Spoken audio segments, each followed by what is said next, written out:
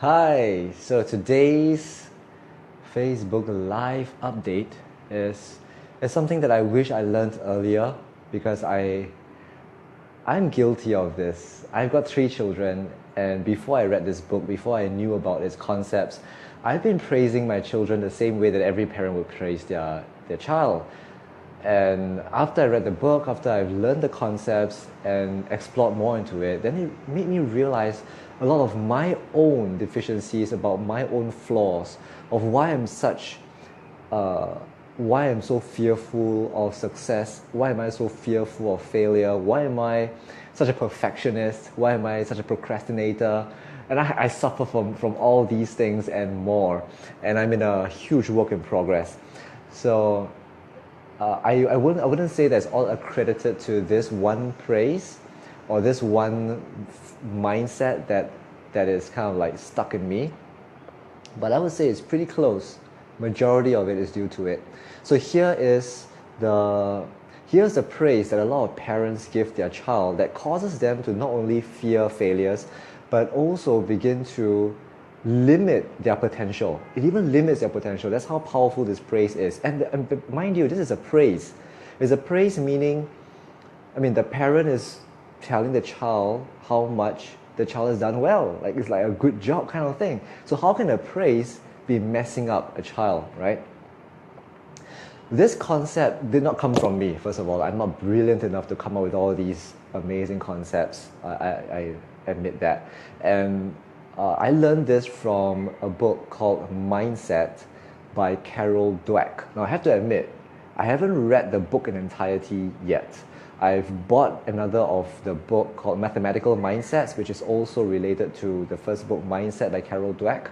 But I've read about the concept of Carol Dweck's work in other works, in other literature that quoted Carol Dweck's work. So that's a disclaimer, okay? But I've bought the book; it's on the way. So if I'm saying anything that is a little different from what the book really is about, I will update you. Here's the praise that you want to avoid giving your child. The praise is this: wow, you're really smart.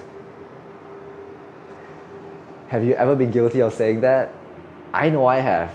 I know that, I've been saying this a lot when I was a trainee teacher and when I was first teaching back years ago for a short while in MOE. And the reason why is this.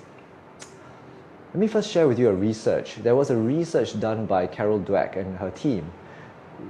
What happened was there's a group of fourth graders, I believe. These are fourth graders.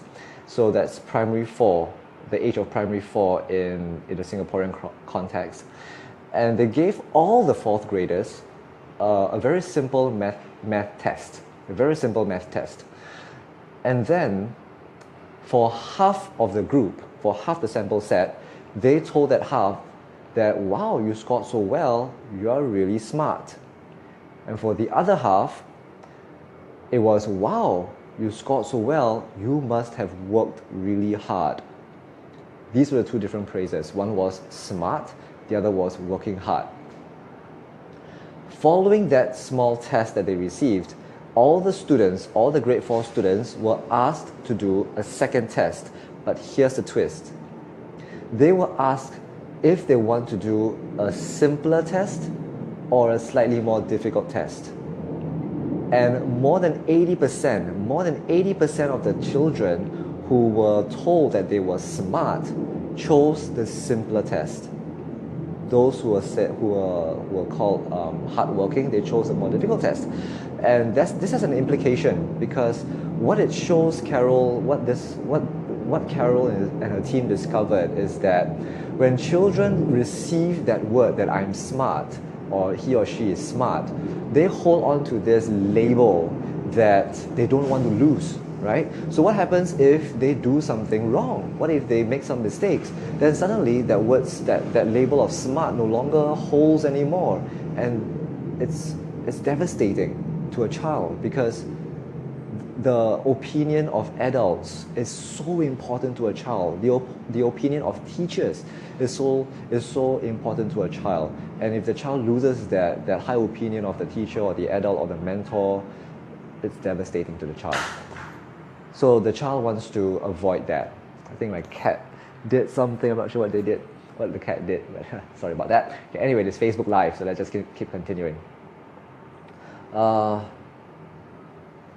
does this mean for us as parents? What this means for us as parents is that, in a very simple phrase, it means we want to praise for attitude and not for attribute.